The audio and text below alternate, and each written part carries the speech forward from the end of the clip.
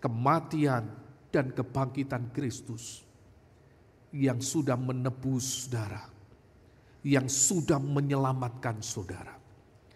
Itulah yang jadi pegangan kita, saudara. Itulah yang membuat kita itu tidak pernah ditinggalkan di dalam jatuh bangunnya kita. Itulah yang membuat kita tidak pernah ditinggalkan di dalam segala keraguan-raguan kita.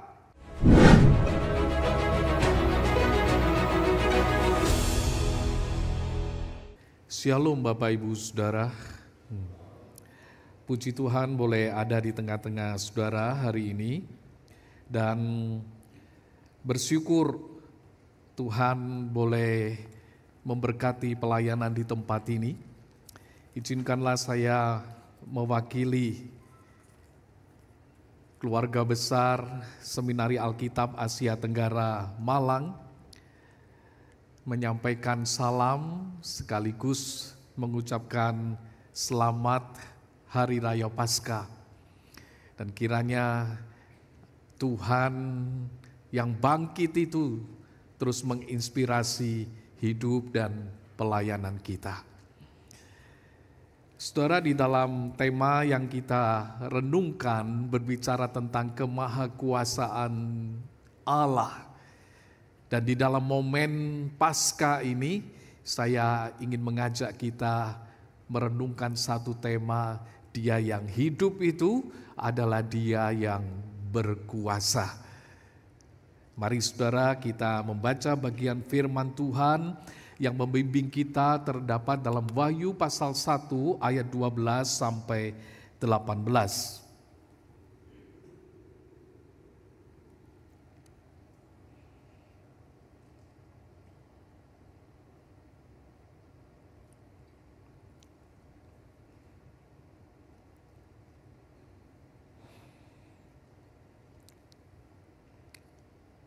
Wahyu pasal yang pertama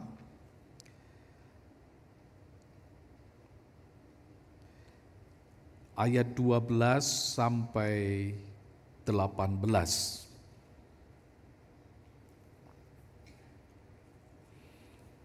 Saya akan membacakan untuk saudara, demikianlah firman Tuhan. Lalu aku berpaling untuk melihat suara yang berbicara kepadaku. Dan setelah aku berpaling, tampaklah kepadaku 7 kaki dian dari emas. Dan di tengah-tengah kaki dian itu ada seorang serupa anak manusia, berpakaian jubah yang panjangnya sampai di kaki, dan dadanya berlilitkan ikat pinggang dari emas. Kepala dan rambutnya putih bagaikan bulu yang putih metah, dan matanya bagaikan nyala api, dan kakinya mengkilap bagaikan tembaga membara di dalam perapian. Suaranya bagaikan desau air bah, dan di tangan kanannya ia memegang 7 bintang, dan dari mulutnya keluar sebilah pedang tajam bermata 2, dan wajahnya bersinar-sinar bagaikan matahari yang terik. Ketika aku melihat dia, tersungkurlah aku di depan kakinya sama seperti orang yang mati. Tetapi ia meletakkan tangan kanannya di atasku lalu berkata, "Jangan takut. Aku adalah yang awal dan yang akhir dan yang hidup. Aku telah mati, namun lihatlah, aku hidup sampai selama-lamanya, dan aku memegang segala kunci maut dan kerajaan maut." Sampai demikian pembacaan firman Tuhan. Saudara, ada satu benda yang beratnya itu luar biasa. Katanya saudara, beratnya itu segini. Bacanya saja sudah susah. Kira-kira kalau diambil gampangnya itu 4.635 triliun kilogram. Untuk membayangkannya saudara, orang sering menyamakannya dengan 300 miliar gajah yang dijejer ditimbang barengan, ya kira-kira kayak gitu saudara ya. Ini satu benda yang begitu berat. Apa itu saudara? Bagi beberapa orang sudah tahu itu palunya Thor itu loh saudara ya. Salah satu superhero yang mungkin saudara kenal dengan senjatanya palu, tapi enggak sembarang palu saudara. Itu adalah palu yang beratnya sangat berat. Dan menariknya saudara, superhero yang lain tidak selalu bisa mengangkatnya. Hanya apa? Mereka yang terpilih dan dilayakkan itu yang bisa ngangkat palu itu. Siapa tahu saudara adalah salah satu orang yang terpilih dan dilayakkan. Ya, nanti saudara bisa angkat palunya. Nah bagi Thor saudara, ini menjadi satu senjatanya dia yang luar biasa. Dan dengan kekuatannya itu dia bisa menjaga alam semesta, mungkin membela manusia sehingga dia boleh menghasilkan sesuatu yang baik. Dan tentu saja orang yang berpihak kepada dia merasa aman. Mengapa? Sebab ia memiliki kemampuan untuk membela dan menyelamatkan. Saudara, kita sebagai manusia, kadang kita merasakan kita butuh sesuatu yang begitu besar, yang kita anggap mampu membela kita dan menyelamatkan kita. Kenapa saudara? Karena kehidupan yang kita hadapi ini adalah satu kehidupan yang kadang-kadang harus berhadapan dengan situasi yang tidak mudah. Permasalahan itu saudara bukan hanya milik dunia perfilman, tetapi juga di dalam dunia nyata kita. Dan kita menghadapinya. Kalau kita perhatikan keadaan dunia yang tidak stabil ini, kadang bisa membuat kita menjadi gentar. Permasalahan kehidupan yang tidak selesai-selesai kadang bisa menggoncangkan kita. Kita merasakan kuasa dosa yang begitu besar, membuat kita jatuh bangun. Kadang kita juga merasa frustasi di dalamnya. Bahkan saudara, kadang kita melihat ada satu kekuatan yang begitu besar yang menakutkan kita. Apa itu saudara? Itu adalah maut, itu adalah kematian yang tidak bisa kita hindari, yang mungkin menakutkan kita. Sebab kita kadang merasa bagaimana apa yang terjadi di sana yang kita tidak jelas. Bahkan kadang kita juga menghadapi tantangan gereja, tantangan pelayanan, yang kadang membuat kita bertanya-tanya apakah kita itu masih punya harapan di tengah-tengah dunia yang seperti ini. Apakah yang menjadi jaminan bagi kita orang percaya dan gereja Tuhan menghadapi keadaan yang serba tidak menentu. Pertanyaan yang sama itu saudara, timbul juga di dalam pikiran jemaat yang mendapatkan berita dari kitab Wahyu ini. Mengapa? Karena mereka sedang menghadapi penderitaan. Demi mempertahankan iman mereka, mereka harus berhadapan dengan penjara.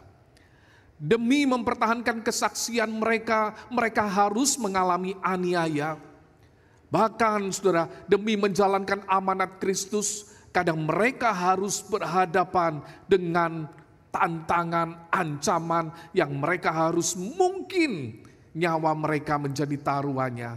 Bahkan mereka mungkin harus kehilangan orang-orang yang mereka kasihi. Karena apa? Karena imannya kepada Kristus. Di tengah keadaan yang demikian ini saudara, mungkin mereka juga bertanya-tanya, bagaimana kami bisa bertahan di tengah-tengah keadaan yang sulit ini? Apakah kami sanggup setia sampai mati mengikut Kristus?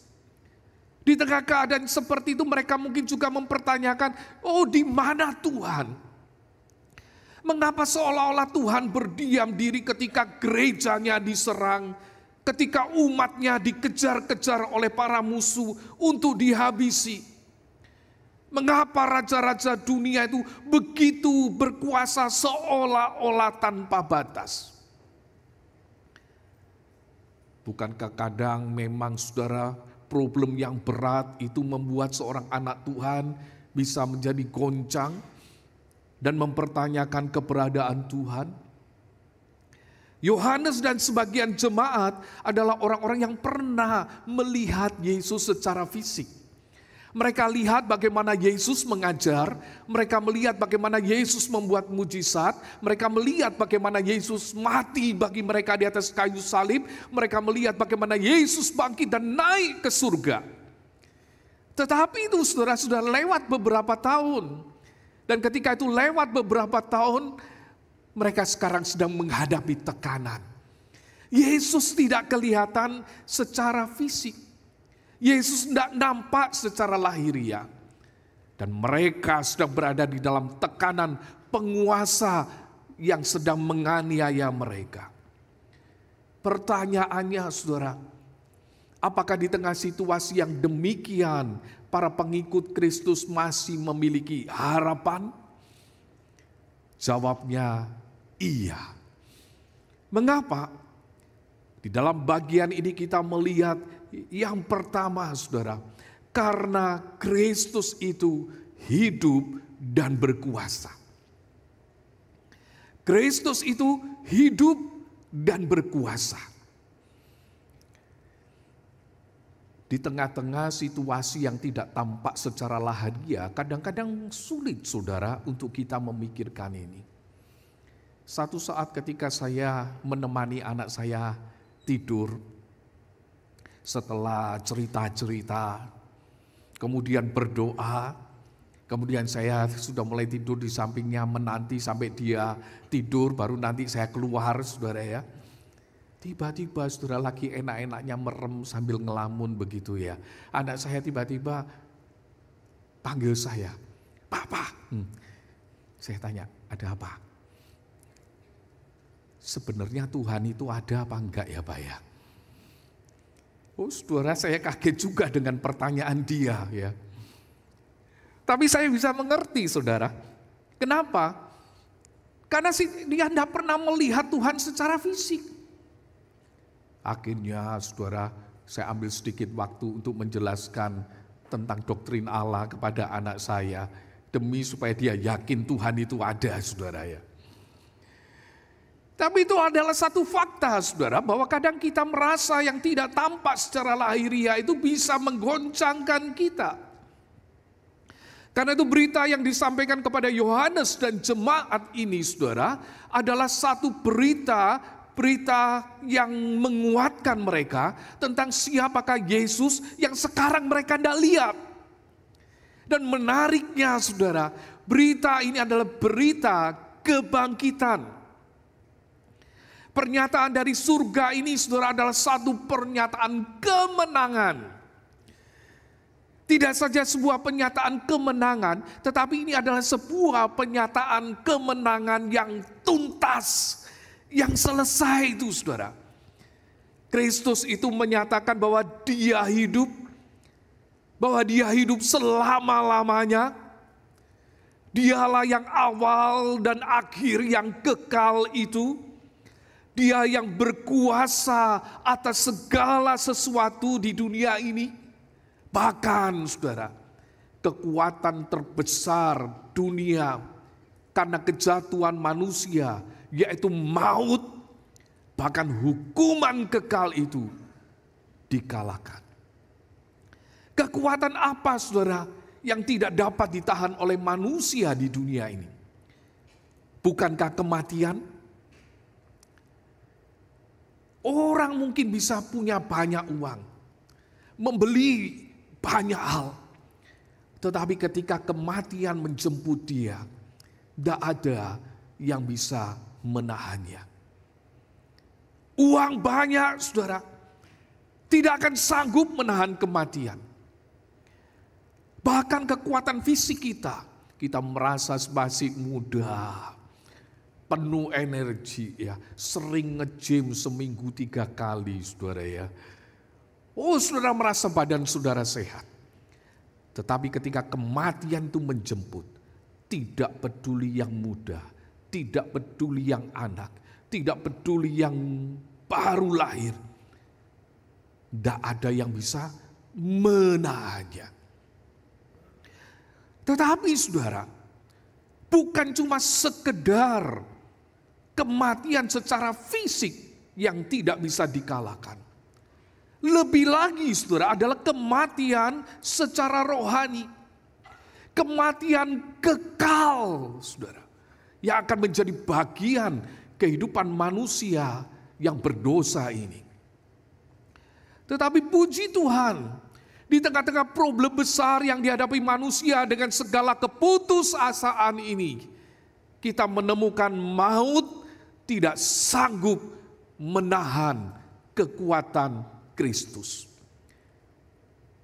Dia mati, tapi 3 hari kemudian dia bangkit. Paulus itu menyatakan musuh yang paling kuat itu sudah ditaklukkan. Di dalam 1 Korintus 15 ayat 26 sampai 27, Paulus itu mengatakan musuh yang terakhir yang dibinasakan ialah maut, sebab segala sesuatu telah ditaklukkan di bawah kakinya. Bahkan Paulus juga mengutip apa yang dinyatakan oleh Nabi Hosea, hai maut, di manakah kemenanganmu? Hai maut, di manakah sengatmu? Saudara, itu adalah kalimat ejekan bahwa sesuatu yang sangat tidak bisa dihindari manusia. Sesuatu yang paling kuat di dunia ini yang ingin merebut manusia dari Allah sudah dikalahkan. Kematian dan kebangkitan Kristus menunjukkan bahwa kekuatan besar yang tidak bisa dihindari manusia itu telah dikalahkan. Dan tidak berhenti sampai di situ, saudara. Berita kebangkitan ini diteguhkan dengan apa yang dilihat oleh Yohanes. Gambaran Yesus yang ditunjukkan, saudara, yang tadi kita baca menunjukkan satu gambaran yang luar biasa. Itu adalah seperti gambaran yang menakutkan bagi musuhnya. Tetapi menjadi satu gambaran yang menguatkan bagi para pengikutnya. Kenapa? Karena dia memiliki segala kuasa di dalam dunia ini. Penglihatan ini juga menunjukkan kepada Yohanes tentang kemuliaan, keagungan, kekudusan, dan kemahakuasaan Kristus.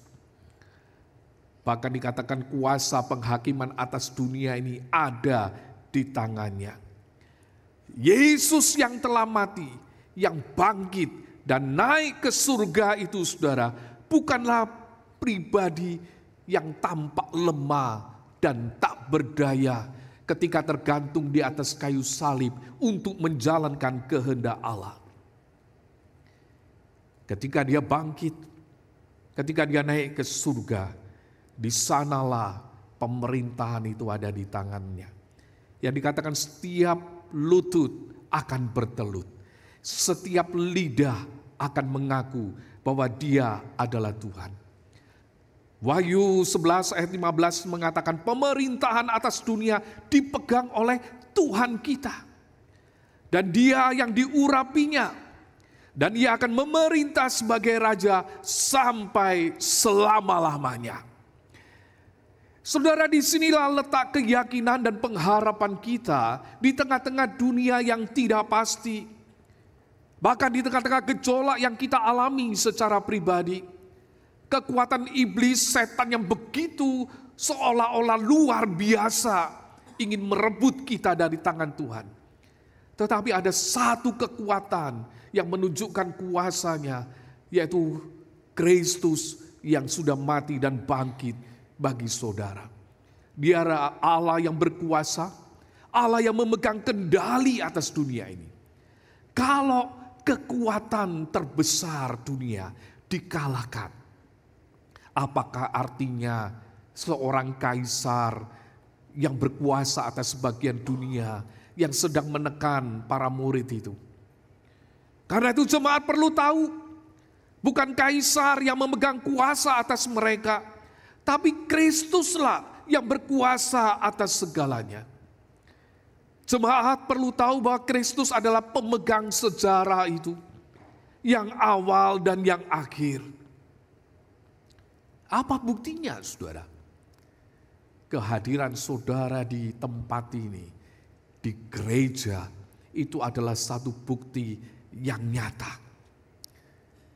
Bukti yang nyata apa, saudara? Bukti yang nyata bahwa gereja itu tetap bertahan.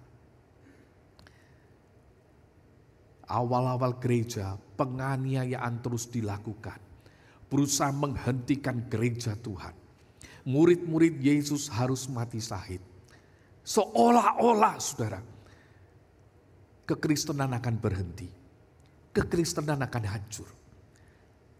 Tetapi fakta menunjukkan kekristenan tidak terbendung.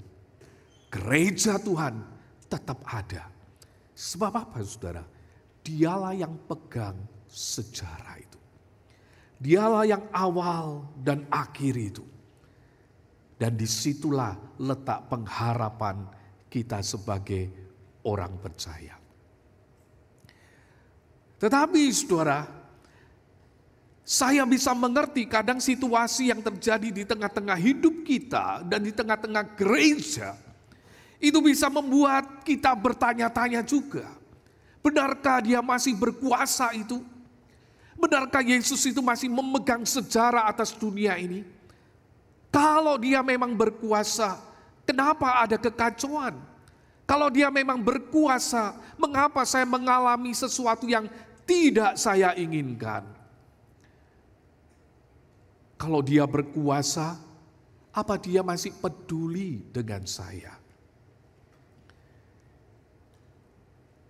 Saudara, bagian yang kedua yang kita lihat, bahwa dia yang berkuasa, Kristus yang hidup itu adalah yang menyertai umatnya. Perjalanan hidup kita itu, saudara, kadang butuh keyakinan bahwa ada pribadi yang berjalan bersama-sama dengan kita. Saya teringat, saudara, ketika saya masih kecil, seringkali diajak jalan-jalan oleh orang tua saya. Kadang melewati kampung-kampung dan pada waktu itu masih belum banyak lampu seperti sekarang. Ya kadang melewati jalan-jalan yang gelap. Dan saya selalu ingat orang tua saya sering mengatakan kepada saya, kalau lagi jalan-jalan di yang gelap gini jangan takut. Lihat aja ke atas, itu bulan ngikutin kamu terus. Loh, saya kaget, saudara, saya lihat bulan. Iya ya, bulan kok ada di atas. Terus saya jalan lagi gitu ya, lewati gang demi gang, saya lihat ke atas, bulannya masih ada. Mungkin zaman sekarang saudara susah lihat bulan. Cari bulan susah, saudara, saking terangnya kota kita. Mungkin yang saudara sadar cuma waktu akhir bulan, ketika kiriman sudah menipis, ya, ketika gaji saudara sudah mulai habis dan lain-lainnya, baru terasa ada bulan begitu ya. Tetapi saudara, saya merasa ketika saya kecil itu saya merasakan sebuah ketenangan. Saya merasakan ketenangan ketika saya ada sesuatu yang mengikuti saya, menyertai saya di dalam keterbatasan pengertian saya. Kenapa? Karena ketika kita berjalan di dalam situasi yang gelap, kita itu mulai menjadi ragu. Kadang kita merasa khawatir dan kita ingin memastikan bahwa kita itu tidak berjalan secara sendirian. Penglihatan Yohanes ini, saudara, menunjukkan bahwa Kristus yang hidup itu tidak meninggalkan jemaatnya. Ia beserta dengan umatnya dan ia hadir di dalam kesulitan umatnya. Kalau saudara perhatikan di dalam ayat 12, Yohanes melihat 7 kaki dian dari emas. Yang melambangkan apa, saudara? Melambangkan jemaat Tuhan. Melambangkan gereja Tuhan. Gereja Tuhan itu bagaikan kaki dian yang menjadi penerang bagi dunia ini. Menjadi satu kesaksian tentang Kristus bagi dunia ini. Tetapi sekarang kaki Dian itu sedang ada dalam goncangan. Sedang terancam hidupnya. Sedang terancam keberadaannya. Tetapi sekalipun ada ancaman yang mereka rasakan, kenapa kok mereka harus mengalami semuanya ini? Kenapa kok tidak ada kelepasan? Sekalipun ada kuasa-kuasa yang mencoba menghancurkan mereka, saudara, tetapi Yohanes melihat sebuah fakta yang ditunjukkan di dalam penglihatannya. Di dalam ayat 13, dan di tengah-tengah kaki Dian itu ada seorang serupa anak manusia. Di tengah-tengah kaki Dian itu, saudara, ada Yesus. Ada Kristus. Ia tidak jauh dari jemaatnya. Ia ada dekat dengan gerejanya. Ia ada bersama-sama menyertai umatnya. Ia hadir di tengah-tengah mereka. Ia tahu kalau mereka menghadapi aniaya. Ia tahu kalau mereka menghadapi kesulitan. Ia ngerti, saudara. Bahkan ayat 16 itu menyatakan, dan di tangan kanannya ia memegang 7 bintang. Ia memegang 7 bintang dengan tangan kanannya. 7 bintang melambangkan para pemimpin jemaat, saudara. Tangan kanan itu, saudara, melambangkan kekuatan, melambangkan kekuasaan. Dan Kristus itu dengan segala kekuatannya dan segala kekuasaannya memegang para pemimpin jemaat, para jemaat. Mereka mungkin berpikir, saudara, mereka sudah jatuh ke tangan musuh. Mereka sebentar lagi akan mati. Mereka sebentar lagi akan menghadapi kesulitan. Tetapi penglihatan ini menunjukkan mereka tidak jatuh ke tangan musuh, tapi mereka ada di tangan Tuhan yang kuat dan berkuasa itu.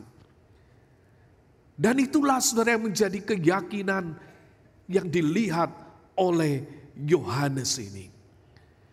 Oh, saudara, kalau kita perhatikan, memang pengikutan kita kepada Kristus itu tidak pernah menjanjikan bahwa saudara dan saya tidak akan menghadapi masalah di dalam kehidupan ini. Kalaupun kita itu bisa menghadapi penyelesaian masalah, puji Tuhan. Bahkan, saudara, pengikutan kita kepada Kristus tidak akan pernah menjanjikan saudara tetap awet muda. Saudara tidak akan pernah sakit, bahkan dijanjikan saudara tidak akan pernah mati. Tidak, bukan. Kalaupun kita bisa mengalami mujizat, puji Tuhan. Kalaupun kita bisa mengalami kesembuhan, puji Tuhan. Kalaupun yang lain bermasalah dan saudara tidak, puji Tuhan. Tetapi, saudara, sesungguhnya selama kita hidup di tengah-tengah dunia yang sudah jatuh di dalam dosa, akibat dosa itu masih menguasai kita. Dosa manusia, bahkan dosa kita sendiri, saudara, bisa menyebabkan kita mengalami kesulitan, penderitaan. Kita bisa menghadapi masalah di dalam hidup kita bisa sakit, kita bisa mengalami kehilangan orang-orang yang kita kasihi, kita bisa berada di ujung kematian. Selama kita hidup di dunia, kita bisa meneteskan air mata di tengah-tengah beratnya persoalan yang kita hadapi. Mungkin enggak terjadi mujizat. Mungkin enggak terjadi penyelesaian. Tetapi satu hal, saudara, yang harus saudara lihat. Kristus itu enggak pernah meninggalkan anak-anaknya. Kalaupun kita menghadapi masa-masa yang seperti itu, saudara, tanda kehidupan kita di dalam pemeliharaan Tuhan bukan berarti kelancaran. Tanda pemeliharaan Tuhan kepada kita bukan berarti selalu ada mujizat. Tanda Tuhan itu masih mengasihi kita bukan berarti kita kemudian tidak bisa sakit dan dilepaskan dari kematian. Bahkan beberapa kali saudara, saya mengunjungi rekan dan jemaat yang sakit. Kadang terus terang melihat keadaan mereka, hati saya itu menangis. Dan kadang saya bertanya, kenapa Tuhan? Kok harus seseorang ini mengalami penderitaan yang begitu rupa? Kadang saya tidak tahu jawabannya, saudara. Kadang saya tidak mengerti. Bahkan kadang saya tidak tahu harus berdoa seperti apa. Di dalam doa itu, kadang saya berharap mujizat. Tetapi kadang muncul rasa tidak akan terjadi. Saya ingin berdoa supaya dia sembuh. Tetapi saya merasa juga dia akan melewati masa yang panjang dengan situasi yang sulit. Disitulah saudara saya itu memahami ketika Paulus mengatakan seluruh makhluk itu menjerit di tengah-tengah ketidaknyamanan dunia ini. Nah di dalam keadaan yang demikian itu saudara, apa yang akan bisa menjadi jaminan kita? Apa yang bisa menjadi pegangan kita? Bahwa kita adalah berada di dalam pemeliharaan dan penyertaan Tuhan. Itu bukan dari tanda-tanda fisik. Kesuksesan, kelancaran yang kita dapatkan di dunia ini. Satu hal yang kita yakini, bahwa di dalam semuanya ialah Tuhan yang memegang kendali atas hidup kita.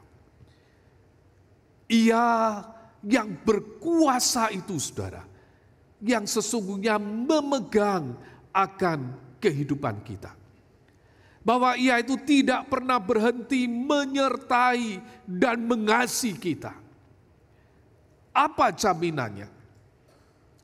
Cuma satu, kematian dan kebangkitan Kristus yang sudah menebus saudara, yang sudah menyelamatkan saudara. Itulah yang jadi pegangan kita saudara. Itulah yang membuat kita itu tidak pernah ditinggalkan di dalam jatuh bangunnya kita. Itulah yang membuat kita tidak pernah ditinggalkan di dalam segala keraguan-raguan kita. Itulah yang tidak pernah ditinggalkan, membuat kita tidak pernah ditinggalkan di dalam segala kesulitan kita. Bahwa Dia adalah Allah yang sudah menyelamatkan kita. Dia membeli kita dengan harga yang mahal. Dan Dia tidak akan pernah melepaskan kita. Perjalanan hidup kita sebagai orang percaya, baik di dalam menghadapi pergumulan kehidupan maupun pergumulan dosa, kita jalani sebagai apa saudara? Sebagai orang yang memperoleh anugerah yang besar itu. Dan kita adalah anak-anak yang dikasihi Allah yang berkuasa itu. Kalaupun kita harus menghadapi kesulitan, dan kita belum mendapatkan jalan keluar, jangan pernah berpikir hidup kita itu di luar Tuhan. Sebab apa saudara? Mereka yang ditebusnya, mereka yang diselamatkannya, itu ada di dalam tangan Tuhan. Bahkan di tengah-tengah kesusahan kita, Dia ada di sana. Dia tahu ketika saudara menangis. Dia tahu ketika saudara merasa putus asa. Dia tahu ketika saudara berkata, saya ingin mati aja Tuhan. Dia ada di sana. Dia ada di tengah-tengah hidup saudara. Dan tidak ada satu kuasa pun yang merebut saudara dari tangannya. Sampai saudara berpulang. Saudara tetap berada di tangan Tuhan. Karena itu Paulus berkata, siapa yang bisa memisahkan kita dari kasih Kristus? Apakah penindasan, atau kesesakan, atau penganiayaan, atau kelaparan, atau ketelanjangan, atau bahaya, atau pedang? Tidak ada.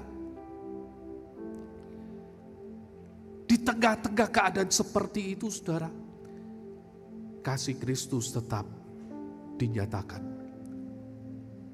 Paulus nyatakan,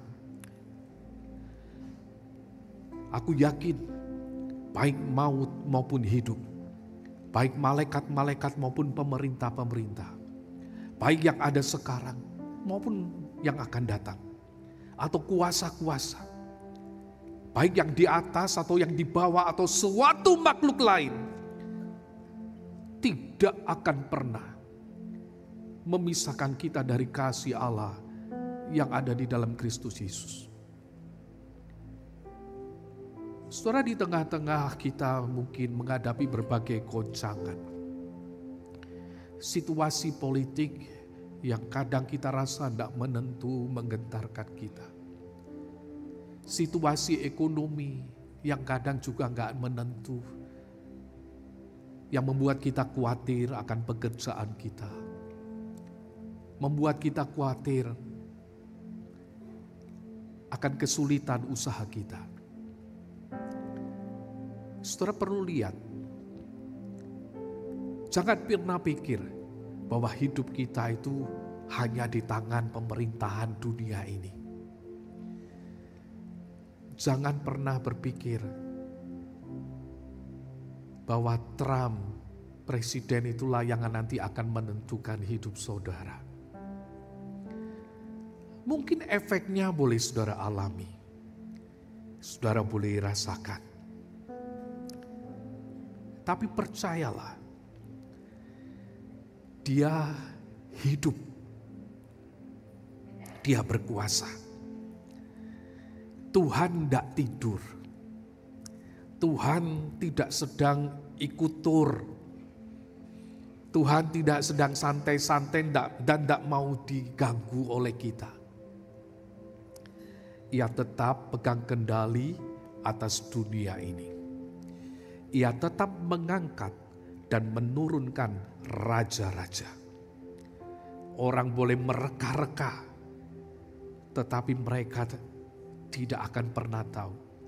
Di balik semuanya itu ada tangan Tuhan.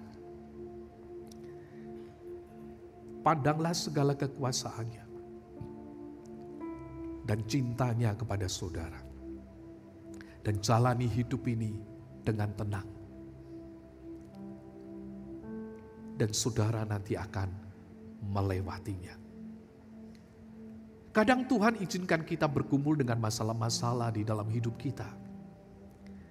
Masalah pekerjaan, masalah keluarga, masalah penyakit, masalah kehilangan orang-orang yang kita kasihi. Sekali lagi, banyak dari itu saudara, tidak ada jawabannya. Kalau saudara tanya, mengapa? Kita mungkin sudah berdoa, sepertinya tidak ada jawaban. Tuhan mengizinkan, itu saudara alami. Itu terjadi dalam hidup saudara. Tetapi izinkanlah saudara, saudara boleh merasakan kehadirannya. Melewati semua hal yang serba tidak menentu ini. Di tengah segala kekhawatiran saudara, ketakutan saudara. Pandang Dia yang berkuasa, yang pegang hidup saudara dan hadir dalam hidup saudara. dan jalani kehidupan ini. Disitulah saudara akan melihat kekuatan yang diberikan bagi dia. Sebab saudara adalah orang-orang yang sudah diselamatkan. Saudara milik Tuhan. Dia sudah menebus saudara dengan darahnya yang mahal itu. Dia tidak akan pernah meninggalkan saudara. Kalau saudara menyanyikan lagu Sebab Dia Hidup, lagu itu saudara ditulis oleh penulisnya ketika Amerika itu sedang mengalami satu krisis. Dan di tengah-tengah krisis itu anaknya itu lahir. Dia tercetus satu pikiran, bagaimana nasib anak ini. Kalau dia lahir, keadaan tidak menentu, menakutkan dia. Apakah dia akan mendapatkan dunia yang lebih baik? Ketika dia berpikir itu, dia tuliskan lagu Sebab Dia Hidup. Dia berkata, kalau aku percaya Yesus yang sudah bangkit dan hidup itu, aku akan bisa menghadapi hari esok. Dia yang hidup, Dia yang bangkit, Dia yang menyertai saudara. Jalani hidupmu ke depan, sebab Dia hidup. Dia berkuasa, dan Dia mengasihi saudara-saudara. Amin.